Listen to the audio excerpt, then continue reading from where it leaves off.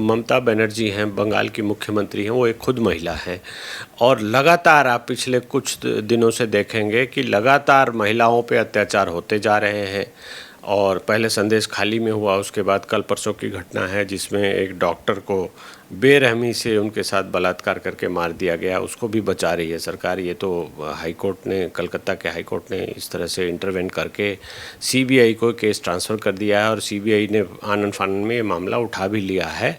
तो ये दिखाई दे रहा है कि कानून व्यवस्था बिल्कुल ख़त्म हो गई है, कहीं कोई व्यवस्था, कानून व्यवस्था नहीं है। संवैधानिक जो प्रक्रिया है वो ख़त्म हो गई है। संवैधानिक संस्थाओं को ममता बनर्जी ने जैसे तैसे करके ख़त्म कर दिया है। तो राष्ट्रपति शासन का तो कॉन्स्टिट्यूशनल मशीनरी के फेल्योर पर बनता ही है और लगना भी चाहिए।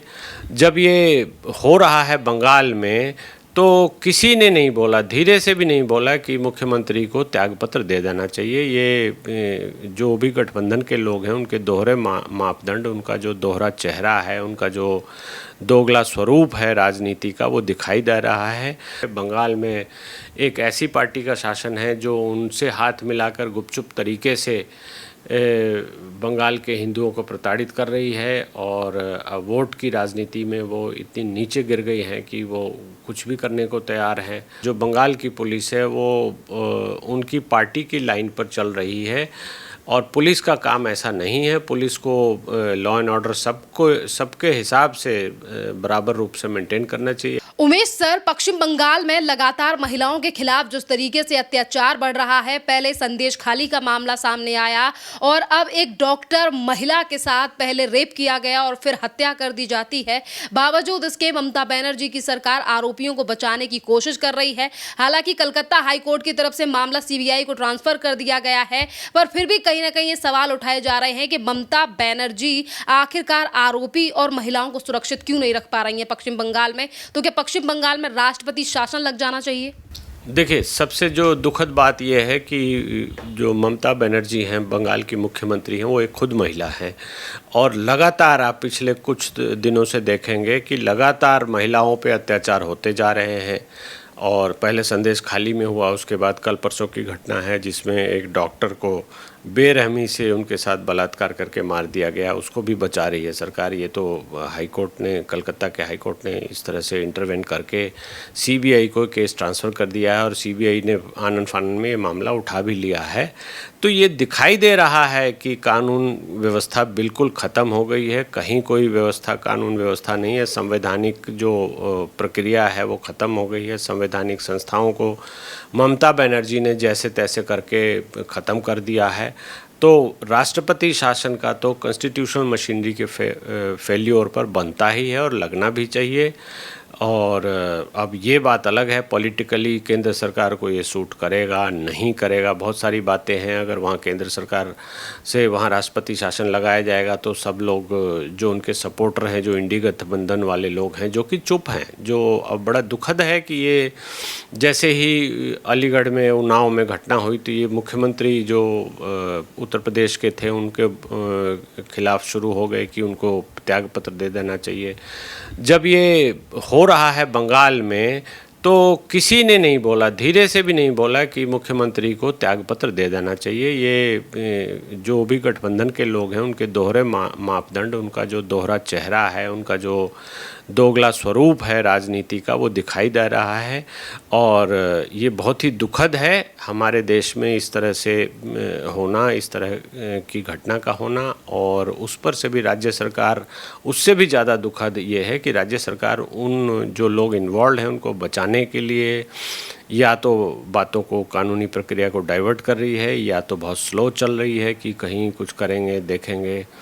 तो ये बहुत ही दुखद है और इस पर मुझे तो ऐसा लगता है कि ये कॉन्स्टिट्यूशनल मशीनरी का फेल्योर है। बिल्कुल राष्ट्रपति शासन वहाँ लगना चाहिए, अब नहीं लग पा रहा है। ये कोई पॉलिटिकल कंपल्शन होगी केंद्र सरकार की, बहुत सारी बातें हैं, देखते हैं क्या होगा आगे।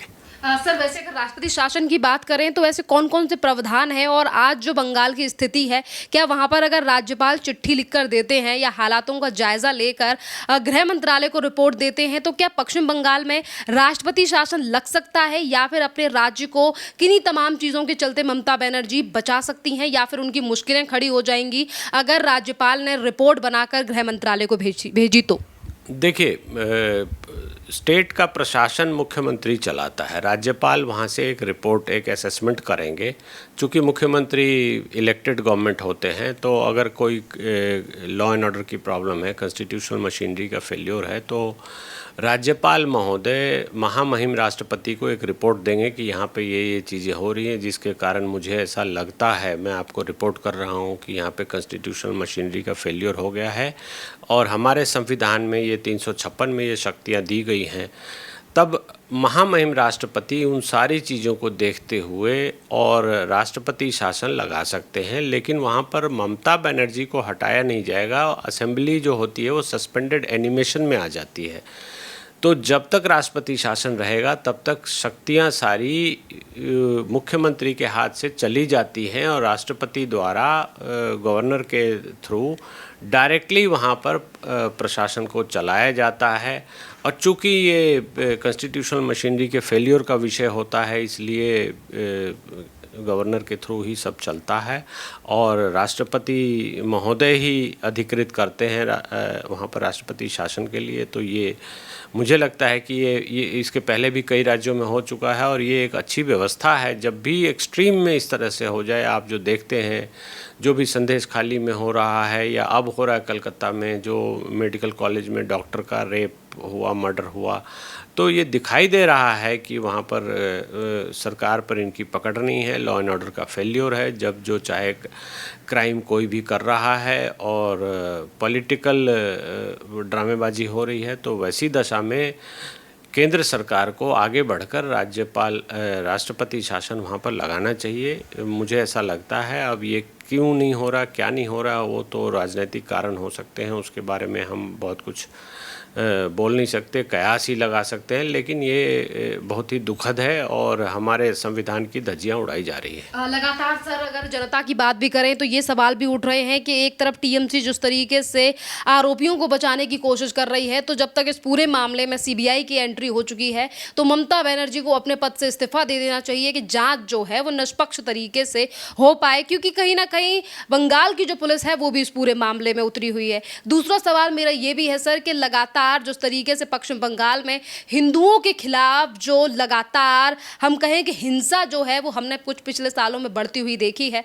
2021 में विधानसभा चुनाव के बाद भी हिंदुओं के घर जलाए गए और पिछले दिनों भी संदेश खाली में भी वो हिंदू महिलाएं थीं और अब डॉक्टर के साथ इस तरीके से चीज़ें। तो ममता बनर्जी के ऊपर भी लगातार सवाल उठ रहे हैं क्योंकि भारत के ही पड़ोसी राज्य बांग्लादेश के हालात जिस तरीके से बने हुए हैं। देखिए, ये सारा सेट अगर आप देखेंगे, सारे हालात देखेंगे तो बंगाल में बहुत ही ख़राब हालात हैं और ममता बनर्जी प्रशासन को नहीं चला पा रही है, दिखाई दे रहा है। हिंदुओं के ऊपर आक्रमण हो रहा है, हिंदुओं के खिलाफ जब भी अटैक होता है, क्राइम होता है, तो पुलिस भी वहाँ कुछ नहीं करती। और तो ये सीधी सी बात है कि भारत की में जो भी जनता, प्रदेश में जो भी जनता है, उस जनता को कोई लॉ एंड ऑर्डर का सपोर्ट नहीं मिल रहा और कहीं न कहीं पुलिस, जो बंगाल की पुलिस है, वो उनकी पार्टी की लाइन पर चल रही है और पुलिस का काम ऐसा नहीं है। पुलिस को लॉ एंड ऑर्डर सबके हिसाब से बराबर रूप से मेंटेन करना चाहिए, ऐसा नहीं है। पुलिस का एक पार्टीजन रूप वहाँ देखने को मिल रहा है, पुलिस एक तरफा कार्रवाई करती है। और आपने सुना होगा कि संदेश खाली में भी बहुत सारी महिलाओं ने बोला कि हमारी कंप्लेंट नहीं लिखी जाती है, हमें धमकाया जाता है। तो ये सब होना बड़ा दुखद है और ये दिखाई दे रहा है कि ममता बनर्जी की पकड़ नहीं है या फिर वो संविधान को तोड़ मड़ोड़ कर, संविधान से ऊपर की बातें करके, वो संविधान को कहीं ना कहीं इग्नोर करके और अपने हिसाब से सरकार को बेईमानी से चलाना चाह रही हैं। तो इस पर कार्रवाई होनी चाहिए। हमारा देश कानून से चलता है, संविधान से चलता है और जो संवैधानिक व्यवस्था है उसमें इनके ऊपर कार्रवाई भी होनी चाहिए। ये अपने मन मर्जी से, मनमानी से जो चाहे वो नहीं कर सकती। बंगाल की जनता को लेकर भी केंद्र सरकार का उत्तरदायित्व है और केंद्र सरकार को उनको जवाबदेह होना पड़ेगा कि बंगाल की जनता को अगर लगता है कि हमारे यहाँ कानून व्यवस्था ठीक नहीं है तो केंद्र सरकार को आगे बढ़कर ठीक करना होगा। जैसा कि इस केस में अभी कल परसों हुआ है, जो डॉक्टर का मर्डर हुआ है, रेप एंड मर्डर, उसमें भी सीबीआई गई है, तो सीबीआई जांच करेगी। चूँकि बंगाल की पुलिस उसको लीपापोती कर रही थी और सबूतों को नष्ट कर रही थी, तो वैसी दशा में जो भी अभियुक्त हैं, जो भी लोग, जिन लोगों ने भी इस क्राइम को किया है, वो बच जाते या बचा लिया जाता। बंगाल की पुलिस उनको कहीं ना कहीं से बचा रही थी, तो वैसी दशा में सीबीआई द्वारा इंटरवेंशन बहुत ज़रूरी है। ये तो चलो कोर्ट ने किया है और कहीं ना कहीं अभी ही दिखाई दे रहा है और इस बात का डर भी है कि ममता बनर्जी कहेंगी कि सीबीआई हमें परेशान कर रही है, सीबीआई का कोई राइट नहीं है, मैं यहाँ आने नहीं दूंगी। ये सब नाटकबाजी ममता बनर्जी जो जैसा करती हैं वो करती रहेंगी, लेकिन इन सब चीज़ों से कोई फ़र्क नहीं पड़ता।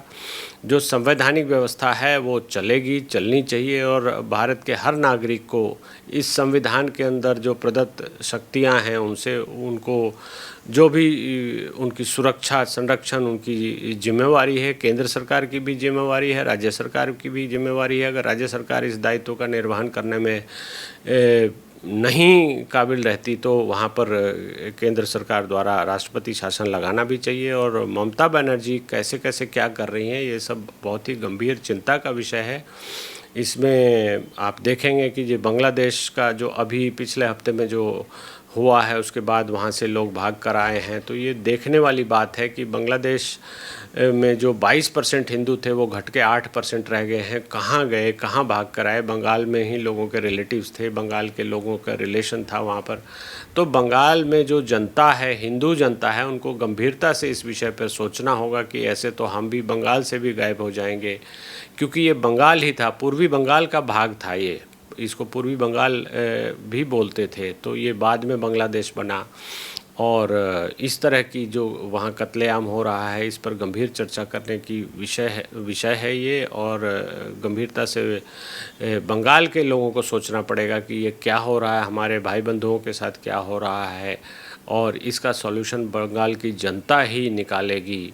जिस तरह से पूर्वी बंगाल को कब्जा करके और एक स्टेट के रूप में ट्रांसफॉर्म किया जा रहा है, वो नहीं चलना चाहिए, ये गलत है। वहाँ पर जो भी कानून संगत बात है, जो ह्यूमैनिटी की बात है, उस तरह से काम होना चाहिए। अगर नहीं होता है तो भारत को इसके खिलाफ सख्त से सख्त कदम लेने चाहिए। हालांकि जो अभी जो पॉलिटिकल सेटअप है, इसमें बड़ा ही गड़बड़ हो गया है। बंगाल में एक ऐसी पार्टी का शासन है जो उनसे हाथ मिलाकर गुपचुप तरीके से बंगाल के हिंदुओं को प्रताड़ित कर रही है और वोट की राजनीति में वो इतनी नीचे गिर गई हैं कि वो कुछ भी करने को तैयार हैं। तो ये सब नहीं होना चाहिए और जहाँ भी जैसा भी जो कानून का प्रोटेक्शन है वो सबको मिलना चाहिए।